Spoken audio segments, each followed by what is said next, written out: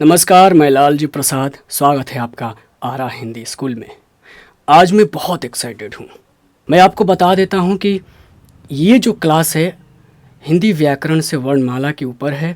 आप इस क्लास के माध्यम से ये जान पाएंगे कि जो हमारी हिंदी है वो मूल रूप में क्या है, उसकी जो बुनियाद है वो क्या है। और मैं आपको बता देता हूँ कि किसी भी भाषा में अगर आप उसकी जो लिपि है, आप उसके लिपि को अगर नहीं जानेंगे, उसके वर्णमाला को नहीं जानेंगे, उसके अल्फ़ाबेट्स को नहीं जानेंगे, तो शायद आप उस भाषा को ढंग से नहीं समझ पाएंगे। और आज आप इस क्लास के माध्यम से यही जानेंगे। और मैं बता देता हूं कि अगर इस क्लास में आ गए हैं तो आप इस क्लास को ज्वाइन ज़रूर कर लीजिए, मगर इस क्लास को आप देखने के लिए धैर्य ज़रूर बना कर रखिएगा। अच्छा, ये क्लास क्यों ज़रूरी है? मैं सीधे चाहता तो चैप्टर्स पढ़ा था, मगर मैंने एक प्लानिंग किया है कि किसी भी विषय को पढ़ने से पहले ना उसके जो अल्फ़ाबेट्स हैं उसको पढ़ना बहुत ज़रूरी होता है। उसके जो लिपियां हैं, जो लेटर्स हैं, उसको पढ़ना बहुत ज़रूरी हो जाता है। और ख़ासकर हम तो हिंदी भाषी हैं।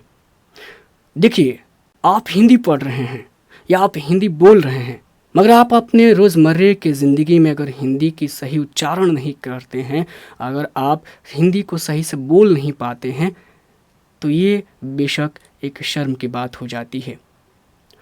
और ये आप जानते हैं कि आप जितने ऊंचे स्तर पर जाते हैं समाज में, तो आपको ढंग से बोलना आना चाहिए। आप अगर ढंग से नहीं बोल पाते हैं, लोगों के बीच आप ढंग से प्रस्तुत नहीं कर पाते हैं खुद को, तो ये एक शर्म की बात हो जाती है। और आप प्रस्तुत कैसे करते हैं अपने आप को? किसी भाषा के माध्यम से ही। अगर यही भाषा को आप ढंग से नहीं पढ़ेंगे, नहीं समझेंगे, तो फिर कैसे आप अपने आप को प्रेजेंट कर पाएंगे? तो आपके लिए यही एक मूल बात है कि इस क्लास को ज़रूर देखिए। क्या आपको मालूम है कि जो आप लिखते आए हैं शुरू से, क्या वो सही लिखते आए हैं? आप जो अभी तक बोलते आए हैं, क्या आप शुद्ध रूप में बोलते आए हैं? आप अगर इस क्लास को करेंगे तो आपको खुद आश्चर्य होगा कि अरे, मैं तो ये चीज़ जानता ही नहीं था। अभी तक तो मैं गलत बोल रहा था, गलत पढ़ रहा था, गलत लिख रहा था। मगर आइए आज हम सीखते हैं बहुत कुछ। क्लास की शुरुआत करते हैं। देखिए, अभी तक में हमने जो पिछली जो क्लासें कर चुके हैं हम लोग, तो उसमें आप देखेंगे कि मैंने पहले ही क्लास में ये बताया था, जो 100 नंबर के ऑब्जेक्टिव आते हैं जिसमें से आपको 50 का आंसर करना होता है, उसमें पहला हम देखेंगे वर्णमाला, यानी इसको वर्ण विचार में हम पढ़ते हैं वर्णमाला को। आइए आगे देखते हैं, आज की क्लास में यही देखेंगे। ठीक है, सबसे बात करते हैं वर्ण विचार, जिसको फोनोलॉजी बोलते हैं, वर्णमाला इसमें पढ़ेंगे। ओके, राइट, यहाँ तक आप समझिए। बात आती है कि वर्ण किसे कहते हैं। ठीक है, किसी भी भाषा में आप जाएंगे तो वर्ण आपको पढ़ना होता है। ठीक है, तो वर्ण सबसे छोटी इकाई होती है किसी भी भाषा की। उससे भी छोटी इकाई क्या होती है? ध्वनि। और उसी को, ध्वनि को जब हम लिखित रूप देते हैं ना, ध्वनि मतलब जो अभी मैं बोल रहा हूँ, जो कुछ भी बोल रहा हूँ, अगर इसको लिखना शुरू कर दूँ तो जो कुछ भी लिखूंगा ना वही क्या हो जाएगा? आपका वर्ण हो जाएगा। लेकिन हम परिभाषा में कैसे देखेंगे? देखिए, मैट्रिक के जो बच्चे हैं, आप अगर देख रहे हैं तो आपके एग्ज़ाम में ना सीधे सवाल ऐसे पूछता है, परिभाषा दे देता है, और ज़्यादातर परिभाषा से ही पूछता है। तो आप ये ध्यान रखेंगे। लेकिन अगर आप 12th के स्टूडेंट हैं, बच्चे हैं, तो आप ये ध्यान रखेंगे कि आपसे केवल परिभाषा ही नहीं है, बल्कि उसके अंदर की चीज़ें पूछी जाती हैं। ये आपको ध्यान रखना है। मैं बहुत ज़्यादा एक्साइटेड हूँ भाई इस चीज़ को लेकर कि आज मैं कुछ नया देने वाला हूँ आपको। और यूट्यूब पर आप जाकर सर्च कर लीजिएगा इस क्लास के बाद, शायद ही आपको एक जगह इस तरीके के कुछ कंटेंट्स मिलेंगे, बेशक मिलेंगे, बट इधर उधर करके। और मैंने सबको एनालाइज करके यहाँ पर रखा हुआ है। चलिए, तो अब देखते हैं वर्ण किसे बोलते हैं।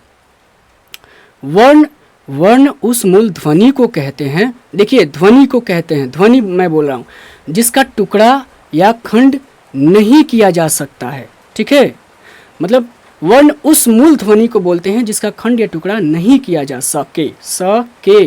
ओके, जैसे अ मतलब आपके वर्णमाला में जो भी स्वर है ना, वो उनका खंड करेंगे तो कभी खंड नहीं होंगे।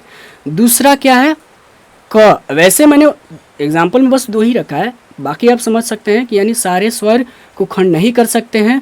और क जितना भी व्यंजन वर्ण है, क ख क वर्ग, च वर्ग, त वर्ग, ट वर्ग, प वर्ग, ये सारे जितने भी वर्ग है ना, इनमें देखिए ये हलंत मैंने लगाया हुआ है। हलंत यानी हलंत का मतलब होता है कि अगर किसी भी व्यंजन वर्ण में अगर हलंत लग जाता है तो वो उसमें से अ की मात्रा यानी स्वर की जो मात्रा है ना वो गायब हो जाती है, उसमें से निकल जाती है। तो आप ये समझ गए कि यहाँ क्या है, क में हलंत लगा है, इसमें से जो अ की मात्रा है वो गायब है। तो इस तरीके से समझना है। तो ये क्या हो गया, वर्ण इसी को बोलते हैं। राइट, समझिए यहाँ तक। अब आगे बढ़ते हैं वर्णमाला। आप समझिए वर्णमाला किसे कहते हैं। आप सुने हैं मोती, और मोती का माला आप सुने हैं ना। तो मोती का माला किसे बोलते हैं, यानी मोती एक एक मोतियों को जोड़कर जो बनाया गया माला है उसको क्या बोलते हैं, मोती माला। राइट, उसी तरीके से वर्णमाला उसको बोलते हैं जब वर्णों को एक समूह में गूंथते हैं सिस्टमैटिक ढंग से, ऐसे नहीं जैसे तैसे नहीं, क यहाँ पहले क फिर प ट जैसे तैसे बिखरा हुआ नहीं, बल्कि सिस्टमैटिक रहेगा, एक क्रम में रहेगा, तो हम उसको क्या बोलते हैं, वर्णमाला। ठीक है, मुझे यह उम्मीद है कि आप समझ रहे होंगे चीज़ों को। यहाँ तक क्लियर कि वर्णमाला किसे बोलते हैं। तो देखिए, वर्णों के व्यवस्थित समूह को वर्णमाला कहते हैं। राइट, याद रखेंगे आप, माला से समझिए कि एक गुच्छ माला। ठीक है, अब इसमें इंपॉर्टेंट क्या चीज़ है ये ध्यान रखना। ये जो मैट्रिक के बच्चे हैं ये याद रख सकते हैं, ये सीधे तौर पर पूछा जाता है। लेकिन जो 12th के बच्चे हैं उनसे ये सवाल कैसे पूछेगा, हिंदी में वर्णमाला की संख्या कितने हैं ये बताना है, तो 52। ठीक है, ऐसे ये सवाल बनेगा। तो आपको याद रखना है कि हिंदी में वर्णमाला की संख्या क्या है, 52 है। ठीक है, लेकिन यहाँ ध्यान दीजिए, ये 52 जो है ना वर्णमाला, ये उच्चारण और लिखित दोनों रूप में वर्ण संख्या है, ये आपको याद रखना है, जिसमें आपको 11 स्वर आते हैं और 41 व्यंजन। याद रहेगा, 11 स्वर और 41 व्यंजन। ठीक है, और इस 41 व्यंजन में ये ध्यान रखेंगे, मूल व्यंजन जो होते हैं ना कितने होते हैं, 33 होते हैं। आगे ध्यान से देखिए क्या मैं बता रहा हूँ। उच्चारण की दृष्टि से हिंदी में मूल व्यंजनों की संख्या 33 है। ध्यान दीजिए, यहाँ मूल है, आप कंफ्यूज नहीं होना है आपको। फिर से ध्यान दीजिए, अभी हमने बात किया कि टोटल व्यंजन कितने होते हैं हिंदी में, 41 होते हैं। लेकिन ये 41 व्यंजन क्या हैं, लिखित और उच्चारित हैं। मतलब जैसे उच्चारण की दृष्टि से और लिखने की दृष्टि से दोनों को मिलाकर व्यंजन कितने होते हैं, 41 होते हैं। लेकिन केवल उच्चारण की दृष्टि से कितने होते हैं, तो आप यहाँ देखेंगे 33 होते हैं उच्चारण की दृष्टि से। हम आगे देखेंगे। अच्छा, मूल व्यंजन क्या बात हो रहा है, जो उच्चारण की दृष्टि से हिंदी में मूल व्यंजन क्या है, मूल व्यंजन उसको बोलते हैं मेरे भाई जिसको आप जोड़ के नहीं बनाए हैं, बल्कि वो स्वतंत्र बने हुए हैं। व्यंजन जो बने हैं स्वतंत्र व्यंजन बने हैं, सीधे उनकी उत्पत्ति हुई है उच्चारण की दृष्टि से। जैसे क ख, ये जितने भी पांचों वर्ग हैं ये क्या है, य र ल व तलाव्य श मूर्धन्य श, ये जो है तो ये क्या हुए, मूल हुए। तो आप इतना समझिए कि मूल व्यंजन का मतलब हुआ कि जिसको जोड़कर व्यंजन नहीं बनाया गया। जैसे क्ष बोलिए कि श बोलते हैं तो उसमें क मिलता है और मूर्धन्य श मिलकर क्या बनता है, क्ष बनता है। ठीक है, क्ष त्र ज्ञ क्या है, ये बनाया हुआ व्यंजन है, ये मूल व्यंजन नहीं है।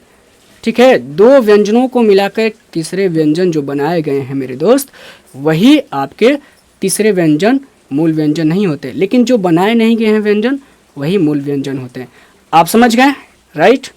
आइए आगे बढ़ते हैं। इसको मैं आगे भी नोट करके रखा हूँ, तब तक के लिए आप इतना समझिए कि वर्ण क्या हो गया, वर्णमाला क्या हो गया। हिंदी में टोटल वर्णमाला कितने हैं, तो 52 है, जिसमें से 11 स्वर है और 41 व्यंजन है। राइट, आगे देखते हैं। वर्ण विचार में हमने देखा कि अभी वर्ण किसे कहते हैं, लेकिन वर्ण में अब देखेंगे हम स्वर के बारे में। अच्छा, वर्ण को कितने भागों में बांटा गया है इसको देखेंगे। वर्णमाला देख लिए, अब उस वर्णमाला को भी अलग अलग दृष्टि से बांटा गया है। आगे देखते हैं किस दृष्टि से बांटा गया है। तो देखिए, वर्णमाला को उच्चारण की दृष्टि से, ठीक है, उच्चारण मतलब जो मैं अभी बोल रहा हूँ, हम जैसे ध्वनि अंदर से निकाल रहा हूँ और ये अलग अलग स्वर तंत्रियों से टकराकर ध्वनि बाहर निकल रही है, तो ये आवाज़ निकले जो उच्चारण होकर निकल रही है। समझ गए, इसको उच्चारण बोलते हैं। तो इस दृष्टि से वर्ण को दो भागों में बांटा गया है। पहला है स्वर वर्ण, दूसरा है व्यंजन वर्ण। ये आप जानते हैं पहले से। अब यहाँ देखेंगे स्वर्ण वर्ण। सीधे प्रश्न पूछेगा कि उच्चारण की दृष्टि से वर्ण कितने प्रकार के होते हैं मैट्रिक वाले बच्चों के लिए, तो ये बताना है 2 प्रकार के। ठीक है, ऐसे ही पूछेगा 2, 4, 3 ऐसे नंबर दे देगा, 1 दे देगा और उसमें से आपको टिक लगाना है, तो आपको कितना 2 लगाना है। ठीक है, अब यहाँ ध्यान देंगे जो 1 नंबर पर भी स्वर है हम इसको पढ़ेंगे। स्वर वर्ण उन ध्वनियों को कहते हैं जिनके उच्चारण में यानी मुंह से जो हवा निकलती है, वायु निकलती है, उच्चारण में किसी प्रकार की रुकावट नहीं होती है। जैसे अगर हम स्वर बोलेंगे ना तो कहीं भी बाधा नहीं पड़ेगी, स्वर तंत्रियों में कोई दबाव नहीं पड़ेगा। ठीक है, कोई प्रकंपित नहीं होगा ज़्यादा, ये कह रहा। सीधे फ्लो, हमारी जो वायु है ना सीधे फ्लो होगी। ठीक है, समझ गए, तो यही कह रहा। ये तो हो गया थोड़ा सा कुछ ज़्यादा ही हिंदी में हो गया, लेकिन आप ये ज़रूर पढ़े होंगे कि स्वर वर्ण उसे कहते हैं वैसे वर्ण जिनका उच्चारण स्वतंत्र रूप से होता है। ठीक है, और वो व्यंजन के उच्चारण में सहायक होते हैं। यहाँ तक आप ज़रूर पढ़े होंगे ये परिभाषा। यहाँ ये भी अलग पढ़े होंगे कि जो जिसके उच्चारण में व्यंजन की कोई सहायता नहीं ली जाती, ये भी पढ़े होंगे। लेकिन आपको कंफ्यूज नहीं होना है, बिल्कुल सिंपल याद रखना है कि वैसे वर्ण जिनका उच्चारण स्वतंत्र रूप से होता है और वो व्यंजन के निर्माण में सहायक होते हैं, बस इतना याद रखना है। स्वर वर्ण बोलते हैं उसको, राइट। अब आगे देखिए, आप देखे होंगे हिंदी में मुनहर, जब बचपन में भी देखे होंगे मुनहर पोथी हम लोग पढ़ते थे। मनोहर पोथी बोलते हैं उसका, मैं गलत बोल रहा हूँ। मनोहर पोथी में देखेंगे तो वहाँ भी 13 दिया रहता था, स्वर दिया रहता था ना। उसके बाद जैसे जैसे हम बड़े हुए तो देखिए यार आगे देख रहे हैं 11 बताया जा रहा है, पीछे तो हमने बचपन में पढ़ा है 13, राइट। आगे देखते हैं तो देखिए हिंदी में वर्णमाला 13, हिंदी में जो वर्णमाला है ना स्वर वर्णमाला, यहाँ पर हिंदी वर्णमाला में जो स्वर वर्णमाला है वो स्वर वर्ण है वो 13 है, ये 13 है। ठीक है, लेकिन ये लिखित रूप में है और उच्चारित रूप में दोनों में 13 है। लेकिन सीधे ये आपसे कहा जाए कि हिंदी में मूल रूप से यानी उच्चारण की दृष्टि से कितने आपके स्वर वर्ण हैं, तो 11 है। आगे देखिए, यहाँ ध्यान देना है। ऐसे तो टोटल कितने हुए, 13 हुए, लेकिन उच्चारण की दृष्टि से पूछे 13 में देखिए अ, आ, ह्रस्वई, दीर्घई, ह्रस्व, दीर्घौ, री, ए, ऐ, ओ, औ, अन, अ। देखिए अन अह जो है ना यही अलग होता है। ठीक है, आगे हम पढ़ेंगे इसको क्या बोलते हैं, फिलहाल आप इतना देखिए। अच्छा, कई बार आप क्या देखिए, मैं बोला कि पीछे बोला कि हम जब हिंदी पढ़ते हैं तो उसके जो लेटर्स है क्या हम शुद्ध उसको बोलते हैं, उच्चारण उसकी जो है उसका जो शुद्ध उसका क्या बोलते हैं, मैं गलत बोल रहा हूँ, उसका शुद्ध उच्चारण करते हैं, ये हमको मालूम है। यही आज हम देखेंगे। यहाँ पर देखिए हम कैसे बचपन में हमको गलत पढ़ाया गया, सिखाया गया, हर्षई दीर्घई, हर्षौ दीर्घौ, री, ए, ऐ, ओ, औ, अन, अ, ऐसे रटवाया गया है। ठीक है, लेकिन इसको शुद्ध पढ़ते कैसे सही से पढ़ते, देखिए ये तो आपको मालूम है अ, आ, ये मुंह खुलना चाहिए, अ, आ। ठीक है, इसको क्या बोलते हैं, कई लोग पढ़ाते हैं छोटी ई और इसको बड़ी ई, छोटी ऊ, बड़ी ऊ, ऐसे भी पढ़ाते हैं। लेकिन इसको पूर्ण रूप में बोल के कैसे पढ़ेंगे, देखिए इसको हरसई, हरस ये क्या है, छोटी ई, छोटी का मतलब हरस, छोटी का मतलब क्या होता है हरस, और बड़ी का मतलब क्या आता है दीर्घ। क्लास थोड़ी सी लंबी होगी मगर आप धैर्य के साथ बैठकर ज़रूर देखिएगा, मज़ा ही आएगा आपको। अभी देखिए छोटी ई जो है इसको ह्रस्व बोलते हैं, जो बड़ी ई है उसको दीर्घ बोलते हैं। ठीक है, तो ह्रस्व का मतलब ऐसे ही देखिए हरस, तो ऐसे ही बोलेंगे हरस ई।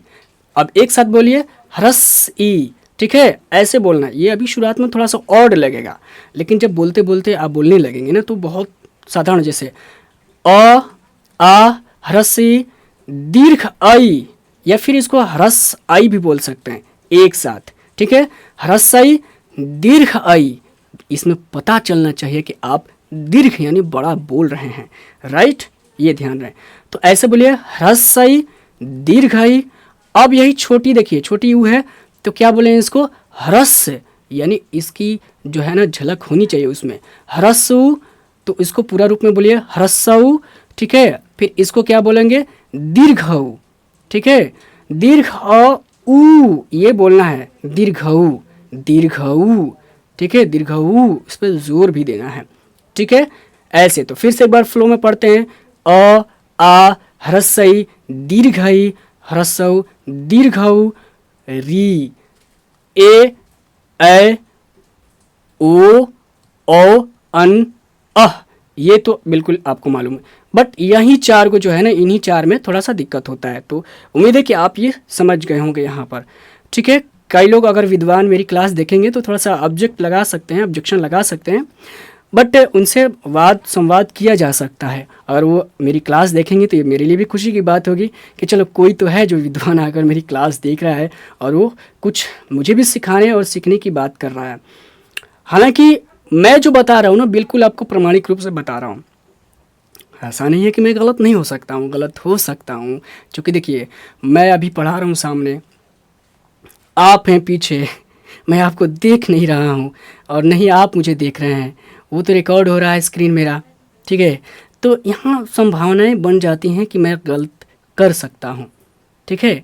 तो कोई नहीं, गलती सुधारी जा सकती हैं, अगर गलती ही नहीं होगी तो कैसे सुधार सकते हैं, वही आइए हम आगे देखते हैं, ठीक है। यहाँ तक आप समझ गए कैसे इसको पढ़ते हैं। अब आगे देखते हैं। मैंने बोला ना, ये देखिए जो जो मैं हाईलाइट किया हूँ आपको इसको नोट करना है, बेशक इस क्लास को ही नोट करना है, मगर यहाँ पर आपको जो हाईलाइट किया हूँ ना, ये परीक्षा की दृष्टि से नोट करना है। यहाँ पर देखिए, उच्चारण की दृष्टि से पूछता है कि प्रश्न के उच्चारण की दृष्टि से बताइए कि स्वरों की संख्या कितनी है, तो कितनी है, 11 है, राइट। अब इस स्वर में भी आप देखिएगा आगे कि इसको भी विभक्त किया गया, अलग अलग कैटेगरी में रखा गया है, राइट। आगे देखते हैं जिसमें, अच्छा ये देखिए कि हम स्वर 11 बोल रहे हैं, उसमें से 13 मैंने पढ़ा था भाई, आपने 13 पढ़ा था, ये बाकी के कहाँ चले गए।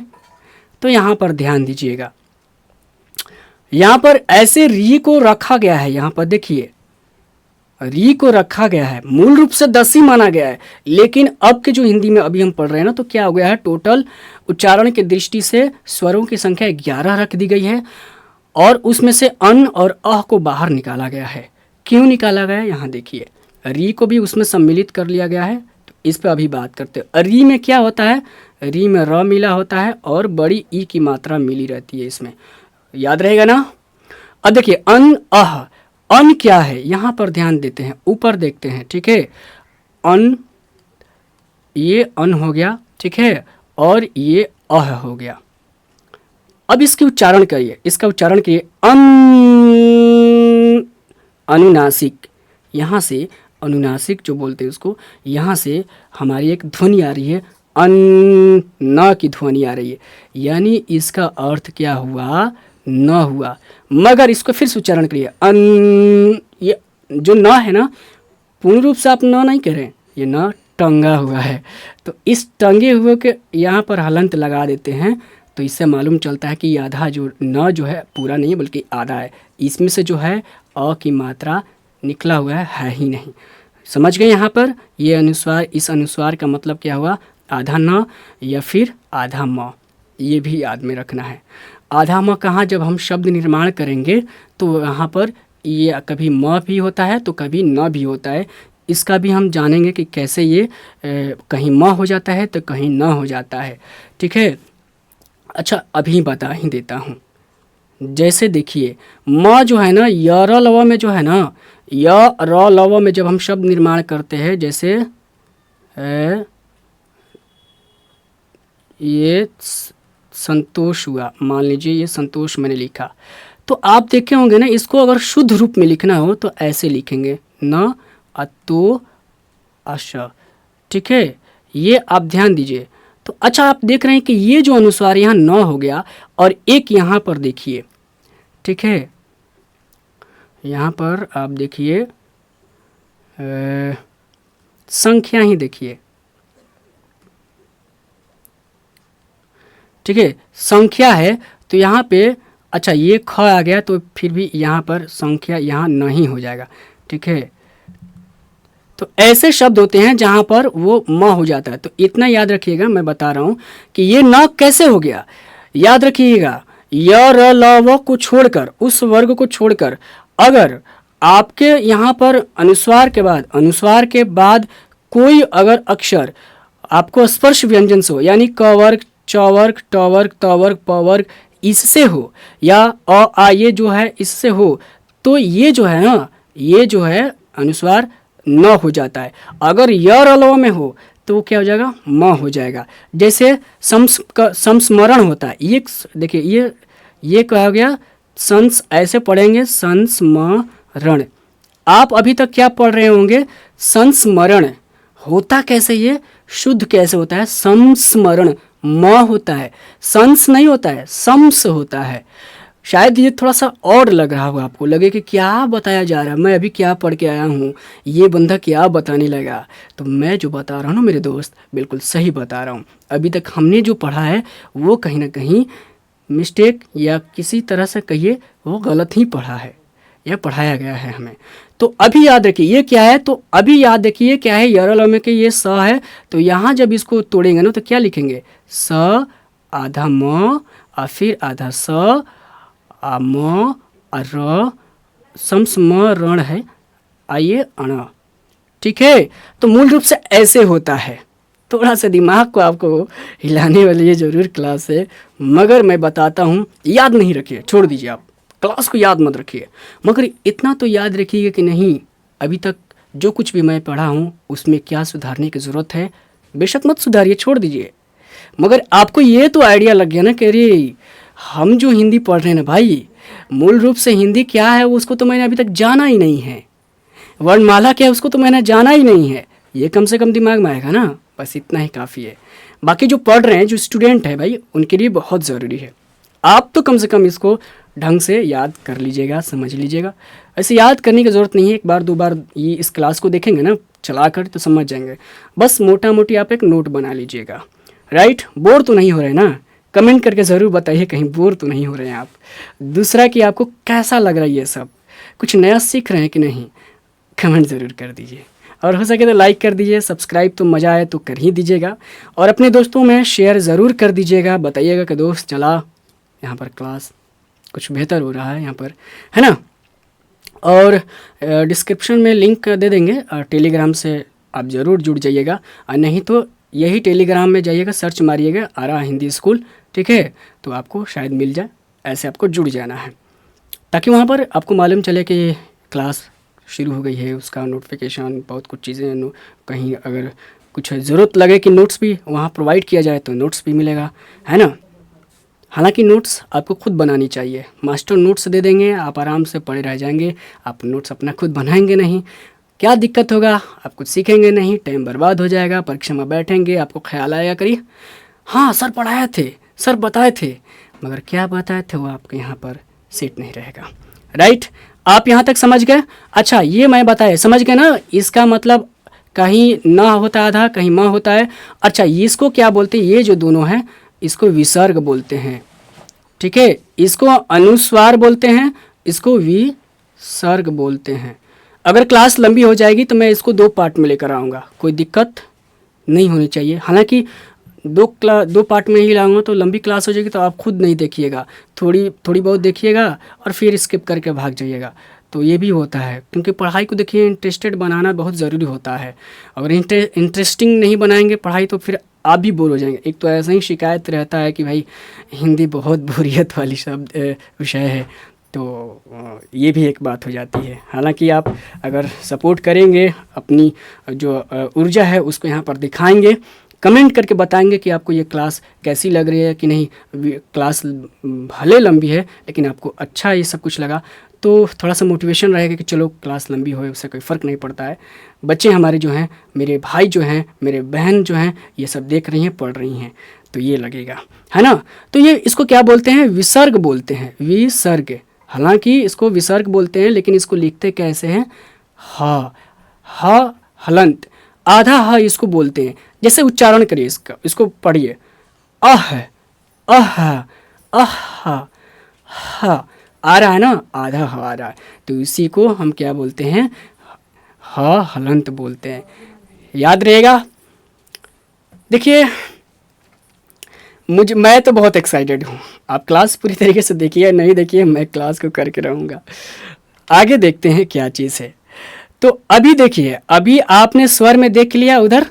अब देखिए उच्चारण में लगने वाले समय के आधार पर, देखिए समय के अब आधार पर भी स्वर को बांटा गया है भाई।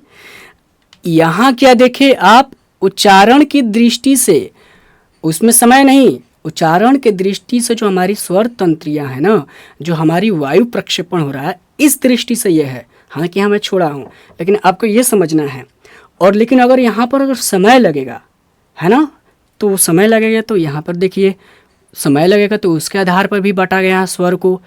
तो ये आपसे सवाल सीधे परीक्षा में ये बनता है कि बताइए कि उच्चारण में, ये वैसे ये प्रश्न आया हुआ है मैट्रिक में 2023 में, आप देख सकते हैं कि उच्चारण में लगने वाले समय के आधार पर स्वर के कितने भेद होते हैं या प्रकार हैं। तो आप ये देखिए, सीधे उसमें दिया था 1 2 3 4 दिया था, तो उसका आंसर क्या हो जाएगा? 3, है ना। ये परीक्षा में आया हुआ है भाई, मैं कोई बना कर नहीं बोल रहा हूँ। देखिए पहला क्या है? ह्रस्व, दूसरा क्या है? दीर्घ, और तीसरा प्लुत।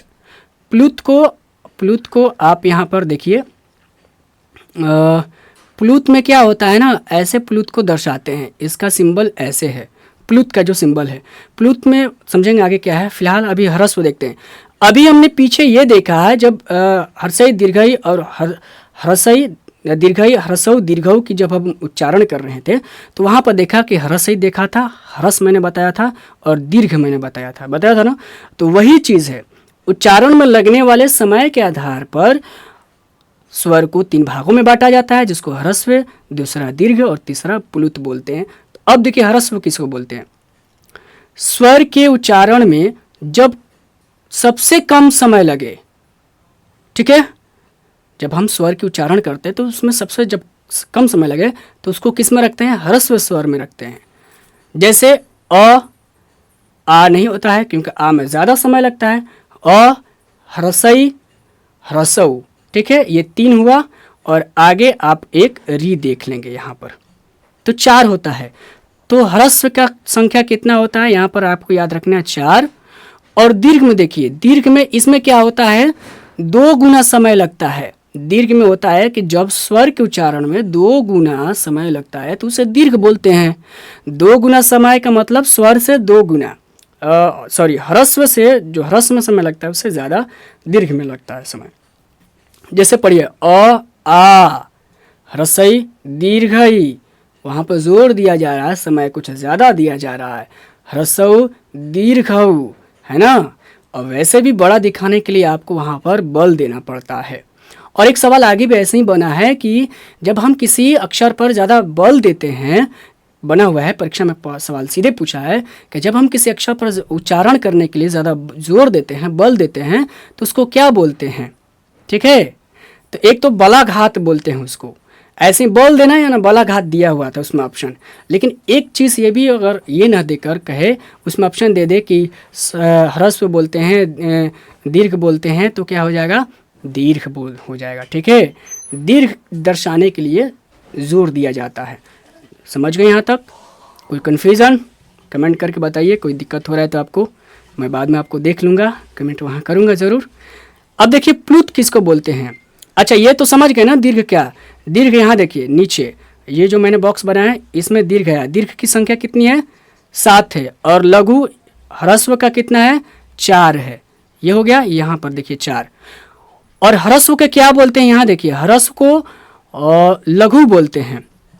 काव्य की दृष्टि से अगर देखें, हम हिंदी में काव्य शास्त्र की दृष्टि से देखें तो ह्रस्व को क्या बोलते हैं? लघु बोलते हैं। और उसका साइन सिंबल क्या है? ये है। ठीक है, छोटी मात्रा ये। तो ये जब आप आगे बढ़ेंगे ना, जब हिंदी से जब आगे आप उच्च शिक्षण ग्रहण करेंगे, तो आप ये चीज़ देखेंगे। फिलहाल आपको दिमाग में रखना है कि अच्छा ऐसा भी कुछ होता है। देखिए, जब तक आप बाहर घूमते हैं और जितनी दुनिया घूमे रहते हैं आपके दिमाग में उतनी ही दुनिया रहती है। लेकिन आप जैसे ही अपनी दुनिया से बाहर की दुनिया और देखते हैं तो आपके दिमाग में हमेशा के लिए वो जो दृश्य क्या होता है, छप जाता है। तो आपको वही समझना है कि आपको यहाँ पर रट्टा मारना नहीं है, बल्कि इस क्लास को भी कुछ ज़्यादा नोट्स भी नहीं करना है, बट आपको इतना देखना है कि आप अभी तक जिस दुनिया में थे उस दुनिया के अलावा भी यहाँ पर कुछ और दुनिया है, और ये दुनिया की जो दृश्य आपके दिमाग में हमेशा के लिए अब रहने वाली है।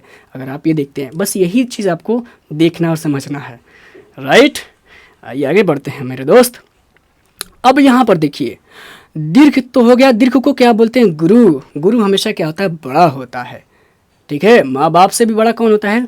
गुरु होता है। हिंदी साहित्य में जब पढ़ते हैं भक्ति काल में, तो उसमें संत शाखा है, जो ज्ञानश्री शाखा है, उसमें जैसे रैदास, कबीर, ये जो लोग हैं ना, ये अपने गुरुओं को सबसे ज़्यादा महत्व दिया है। गुरु को सर्वश्रेष्ठ इस संसार में बताया है, और इसीलिए गुरु शिष्य की परंपरा पहले खूब चलती थी। अब तो है नहीं।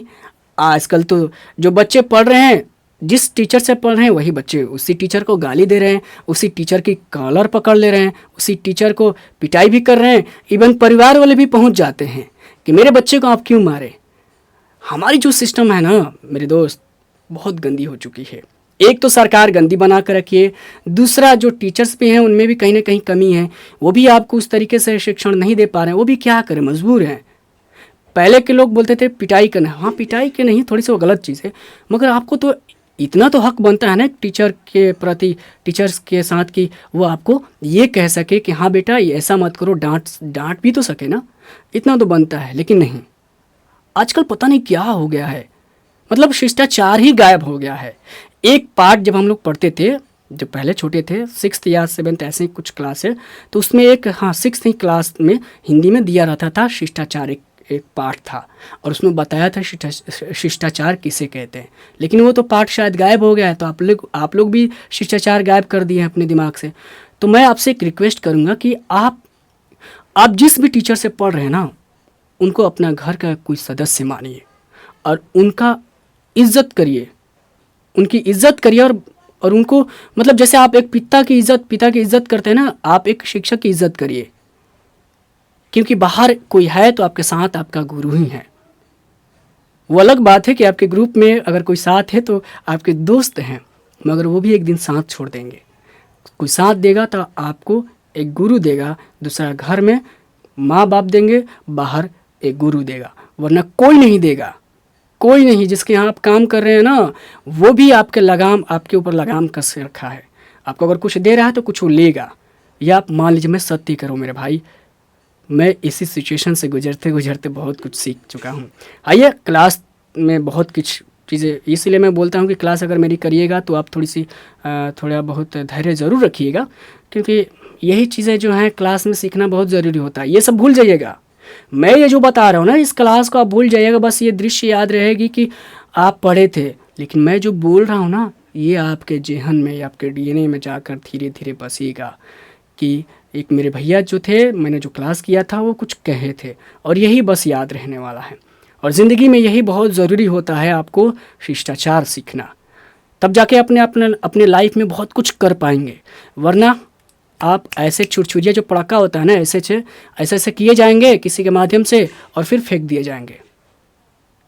अगर अपने आप को मजबूत बनाना है तो अपने शिक्षक की इज्जत करिए, उनकी बातों को सुनिए और अमल करिए।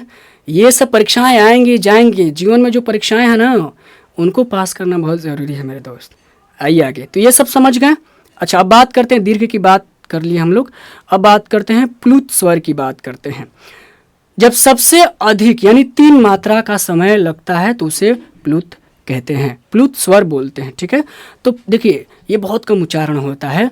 जैसे बोलते हैं हे राम, हे राम, तो ये म हो ना, यहाँ पर म पे जोड़ दिया जाता है। ओ, ऐसे जो शब्द होते हैं, ओम, यहाँ पर जो है ना, तो ओम, देखिए ओम का उच्चारण जब ज़्यादा जोर देकर, ये भी नहीं ऐसे ओम कहिए तो कहाँ आ रहा है, लेकिन ज़्यादा जोर देकर बोलेंगे ना ऐसे शब्दों को, तो वहाँ पर आपका प्लुत स्वर का मात्रा आ जाता है। तो ऐसे ओम को अगर लिखना हो तो हम देखिए कैसे लिखेंगे। पहले आप क्या है ना कि याद होगा कि आप एक जगह देखे होंगे अरे भाई ऐसे देखिए, थोड़ा सा ही दिक्कत हो रहा। आप एक जगह देखे होंगे कि ऐसे ओम मिला होगा आपको देखने को, है ना, मिला होगा ना। तो देखिए ये जो मात्रा है ना, अभी देखिए यहाँ पर कहाँ बताया मैंने, ये प्लूत का चिन्ह देखिए, ये आप हिंदी में जब 3 लिखते हैं ना, देवनागरी में जब 3 लिखते हैं, देवनागरी लिपि में 3, तो ऐसे ही लिखा जाता है, ठीक है, और 6 इसके उल्टा होता है, ठीक है। तो ये जो 3 है ना, वही क्या है, प्लूत का मात्रा है, समझ गए। तो ऐसे जब ज़्यादा जोर दिखाना हो तो ऐसे ओम ओम ऐसे, समझ गए। हालांकि आम बोल चाल के भाषा में नहीं आता है, मगर आप समझ जाइए कि ऐसा भी होता है। सवाल आपके परीक्षा में बस यही बनता है कि उच्चारण के दृष्टि से, उच्चारण में लगने वाले समय की दृष्टि से बताइए कि स्वर के कितने भेद है, तो आपको बताना है 3, बस खलास। और पूछ दे कितना संख्या होता है, उसमें भी पूछ दे कि बताइए कि ह्रस्व की कितना संख्या है, 4, दीर्घ का कितना संख्या है, 7, और प्लुत का कितना संख्या है। तो प्लुत का कोई संख्या उनख्या नहीं रहता है, बस कि वो उच्चारण के दृष्टि में वो देखा जाता है कि कहाँ पर कौन सा समय कितना लग रहा है, बस, राइट, 2 ही याद रखना है। आगे बढ़ते हैं मेरे दोस्त, क्लास लंबी हो जाएगी, मैं 2 पार्ट में अपलोड करूँगा बेशक, लेकिन आप देखिएगा ज़रूर।